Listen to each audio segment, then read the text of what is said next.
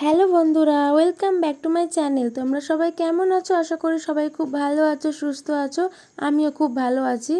আর তো সকালবেলা ঘুম থেকে উঠে আমি প্রথমে জানলাগুলো একটু খুলে নিলাম, তারপরে বিছানাটা তুলবো আর কি। তারপরে একটু মশারিটা ভালো করে ভাঁজ করে নিলাম।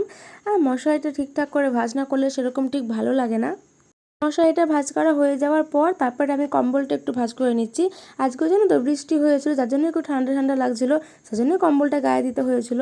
তারপর আমি বিছানার চাদরটা ভালো করে একটু টান টান করে পেতে নিলাম। পেতে নেওয়ার পর বালিশগুলো যেখানে যা থাকে সমস্ত কিছু ভালো করে গুছিয়ে গাছিয়ে রাখলাম।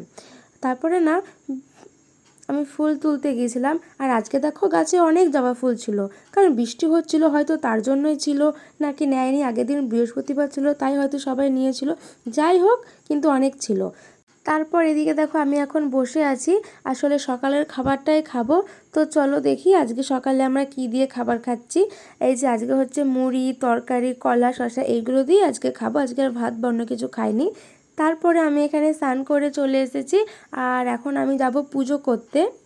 তারপর তো দেখো আমি পুজো করেও চলে এসেছি, আর অনেকটাই বেলা হয়েছিল, একটু পরে আর কি ভাত খেয়ে নেব। তো চলো দেখি আজকে কি দিয়ে ভাত খাচ্ছি, কি রান্না হয়েছে। আজকে হয়েছে ছাঁচি কুমড়োর কি একটা তরকারি, আর এখানে হচ্ছে মাছের ঝোল আর আম। এই যে আমের সিজন শুরু হয়েছে, এখন আমাদের সকাল দুপুর খাবার সময় সবসময়ই আম থাকবেই। তারপর আমি হুট করে এক জায়গায় যাওয়ার জন্য রেডি হয়ে গেছি। আজকে যাব নবদ্বীপ। সত্যি কথা বলতে জানতামই না, সকালে একটু আগেই জানলাম, আর হুট করেই রেডি হয়ে গেছি, এই যে বেরোবো। তারপর দেখো আমরা এখানে বিষ্ণুপ্রিয়া নেমেও গেছি, আর এই যে হেঁটে হেঁটে যাচ্ছি।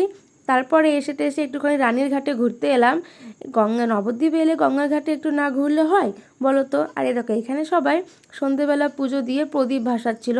ওই যে জলের মধ্যে দেখা যাচ্ছে, ওটা সবাই প্রদীপ ভাসাচ্ছিল। আর এখানে আমি আর বনু একটুখানি ঢং করে নিচ্ছি। তারপর তো আমরা রাস্তায় ঘুরতে ঘুরতে দেখি এই যে একটা পরিক্রমা বেরিয়েছে, সেখানে দেখো সবাই কি সুন্দর রাধা কৃষ্ণ এসব সেজে নাচানাচি করছিল, খুব সুন্দর লাগলো। আর ওদের ড্রেস সাজগোজ এইগুলো কিন্তু সত্যি খুব সুন্দর ছিল, দেখার মতোই ছিল, খুবই সুন্দর হচ্ছিল।